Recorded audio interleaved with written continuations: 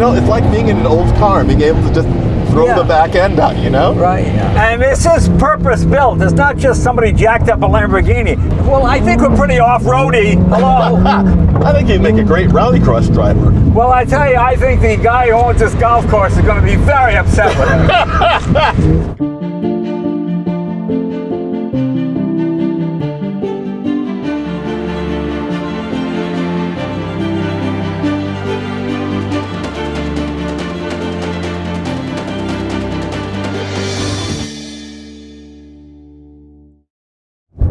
After just about a year now, we're back in a Porsche 911 Dakar. I love this car. It was, I had this is a classic case of judging a book by its cover, because I love Porsches. I got my Carreras, all those cars.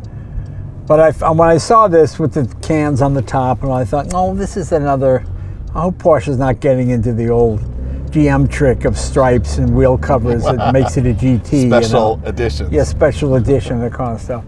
And then I drove it around. Oh, this is one of my favorite Porsches now, because you can just take it out and beat the hell out of it, and you're not going to damage it. I mean, it's got all the protection it needs. The paint chips and all that kind of stuff are like a badge of honor on this car. It's part of the history of the car. So, well, like Porsches always used to be. Porsches were always cars that their owners drove. Right. Six-figure mileage Porsches 911s were not unusual. Right. And especially for those of us who live here in the northeastern U.S. and frankly in the upper Midwest as well. Yeah. This would be an amazingly practical all-year-round car. Yeah. And not just the winter weather capabilities.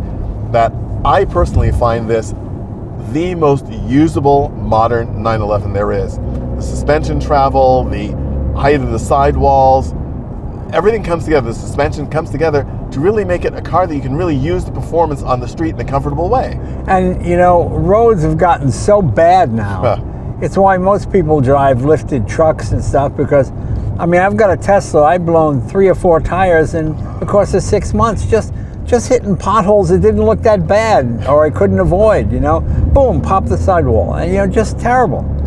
With this thing, you can do that all day long and you're fine. Well, much as we have discussed in the past, the whole idea of sort of everything old is new again, the fact that the modern crossover is approximately the same dimensions as a 1938 sedan. Right. Sports cars also used to be rated for their durability. These are things meant to be used, and I won't say abused, but you didn't want something that was so incredibly uncomfortable that you'd never drive it. Right. It didn't depend on a billiard smooth road surface to enjoy. And it was always funny to pick up some of the sort of rebel car magazines, and there'd be a lifted 911 and, but big tires and wheels, and everybody laugh and think, oh, what idiot. But they were just ahead of their time. And it does, however, beg the question. With the design brief that this car had, how many owners will actually do anything in this besides drive to the golf course? Well, I think a lot. I think a lot of people. I think, again, you said it yourself, that might be the case with Ferrari, but Porsche people like to drive their cars. So now you're just looking for a new way to drive your car. So I don't think of the Dakar owner. There might be a little bit of that, but I don't. They might drive around with the cans and the extra lights. But I think you're constantly looking for dirt roads or fire trails, and you could have fun with this car. Well, I have to jump in because, of course, it demands. Yeah. As an appraiser, I mentioned the 6-figure mileage 911s. That's something I used to see all the time. More recently, I've seen undriven Porsches and high mileage Ferraris. Things seem to be switching a bit when it comes to the cars.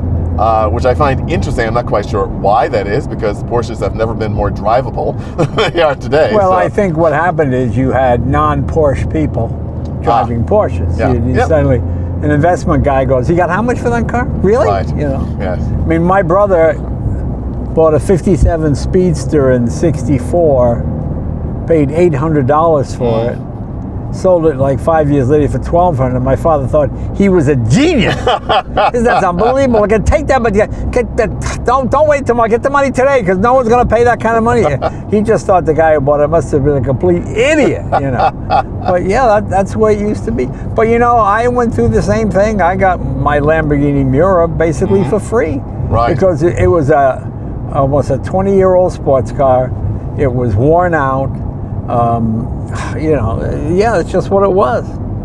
So it's going to be interesting. We're going to do something, since we've driven this car before on these lovely Rhode Island semi-rural roads. We are now going to try it in a slightly different setting. Now, are we going to set off across the Sahara? No. Are we going to drive the Baja 1000? Not quite. But we'll still get it onto a slightly different surface than one that we're driving on now and one that most owners will drive on. So are you up for that? Yeah. You know, I wonder how these cars handle the airbag situation. Because, you know, you're driving off-road and you're hitting berms and all that kind of stuff. I wonder if they if the airbags turn off or anything like that. Well, I don't think they can turn them off, yeah, that's for sure. But they probably adjust, I don't know, let's find out. They probably adjust the triggers right, somewhat, yeah, to make sure that, yeah, you know, if you go over a deep ravine, it doesn't suddenly deliver airbag in your face. So, well, we'll certainly hope that that doesn't happen to us. Well, at least not to me, anyway. You can always count on that Jay Leno. That's right. All right, here we are. I think we have a... Toronto is Italian for dirt road, isn't it? Yes, yeah. Unpaved road. Yeah. So this is the...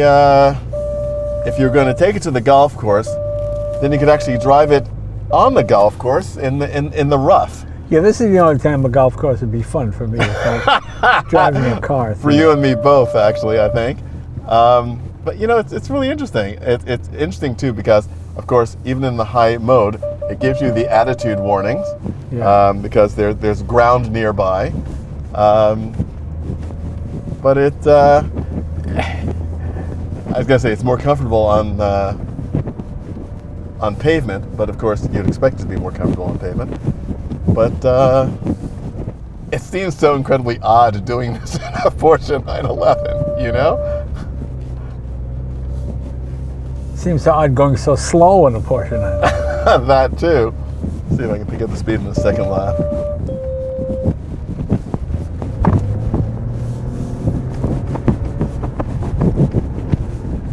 It kicked down to a lower gear when I started to go faster. Oh, that's nice. Get a little bit of the anti-slip and traction control going there.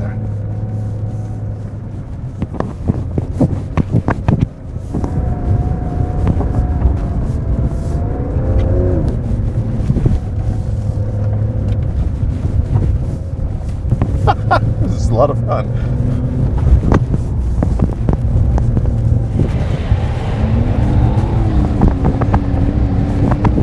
Are you scared yet? No, it's fine.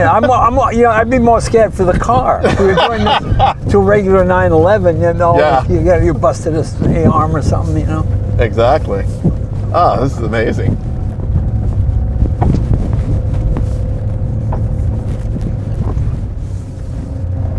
I want to make sure nothing falls off the roof. Oh yeah, go. Garbage cans on the roof. You know. That seems a little boy racer with all the stuff on the roof. Oh yeah, if you're going to do the Paris Dakar, though, you know, you get to have your extra water cans and gas cans. Yeah.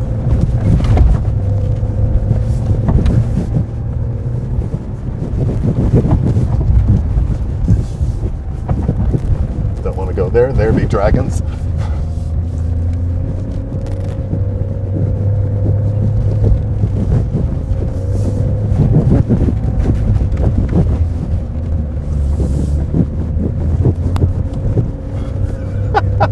Not the kind of fun you could normally have in a 911. Yeah, exactly. Ah, this is neat. Not sober, yeah. Exactly. It's the party package. You look like the rich kid whose dad just gave him and you're being an idiot. Exactly. Driving over the school lawn. That's how I feel. And they take the diploma back. That is it's like being in an old car and being able to just throw the back end out, Right, yeah. That's fantastic. Well, I always say all the fun's between 20 and 120, Yeah, this is great. Now, it'll be very interesting to see what you can do in the Strato. Let's see the Strato. Yeah. We got a couple hundred horsepower more. Yes. Now, can you use that couple of hundred horsepower here on our grass track? We'll see. I wasn't even aware this is the track. All right, let's give it a shot. Well, this is Lamborghini's version of the Dakar. I think Porsche came first. This is probably my favorite Lamborghini. It's a V10, normally aspirated, which you won't see anymore. It'll all be turbochargers and everything else. Turn here.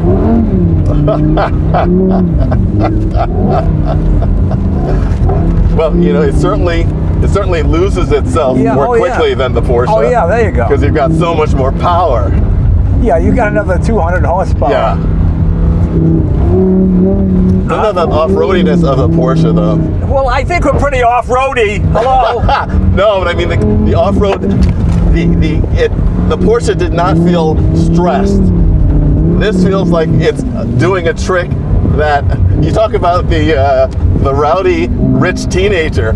This is the rowdy rich teenager. Well, normally trick. this would be in a parking lot and the cars and coffee. A guy would slide out and hit an Audi parked across the street. This way you can go out in the woods and just have a good time.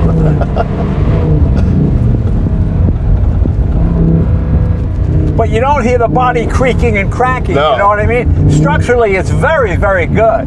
Yeah, I mean, and to me, this is what makes these cars fun. I mean, you really can't use this car's performance on the road, but you can use it in a field. And as I say, all the fun is between 20 and 120.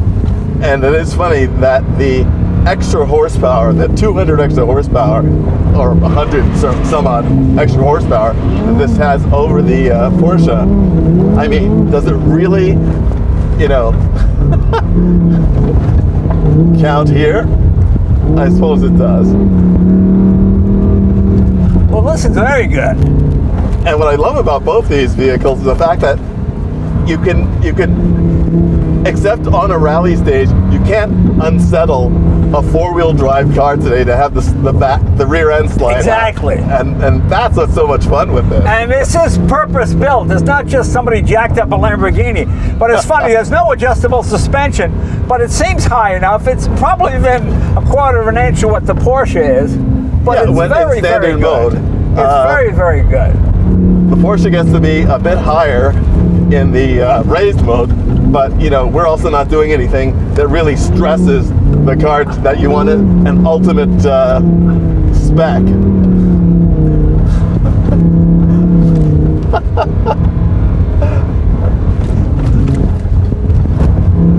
I think he'd make a great rallycross driver. Well, I tell you, I think the guy who owns this golf course is going to be very upset with him.